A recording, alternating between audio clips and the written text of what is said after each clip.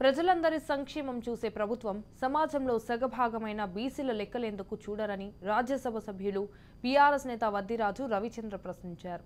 Retired professor G Laxman రాసిన కులగణన రిజర్వేషన్లను శాస్త్రీయ అవగాహన అన్న పుస్తకాన్ని బుధవారం సోమాజిగూడ ప్రెస్ క్లబ్లో జస్టిస్ ఈశ్వరయ్య ఆవిష్కరించారు. అనంతరం బీసీలు సామాజిక, ఆర్థిక, రాజకీయ రంగాలలో అనుభవిస్తున్న బాధలు, నైరాశ్యం, కష్టాలను ప్రొఫెసర్ లక్ష్మణ్ తన పుస్తకంలో విశ్లేషించారని తెలిపారు. పద్మవ్యూహంలో చిక్కుకున్న బీసీలు అందులో నుంచి బయటపడేందుకు మార్గాలు అన్వేషించుకోవాల్సిన అవసరం ఉందన్నారు. ఈ పుస్తకాన్ని బీసీల రాజ్యాంగంగా భావించి ప్రజల్లోకి విస్తృతంగా తీసుకోవాల్సినగా అవసరం ఉందన్నారు.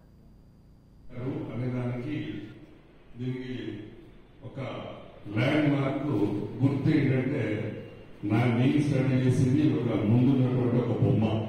ఈ డ్రాయింగ్ దీన్ని చూస్తే ఇదేదో వాస్తు గౌరవ తిరుపతి రెడ్డి గారి బుక్ లేదా ఏదో రూము ఇల్లు లాగా మాత్రం కనిపించవచ్చు, కానీ ఇది అర్థం చేసుకుంటే ఇది ఒక పద్మవ్యూహం.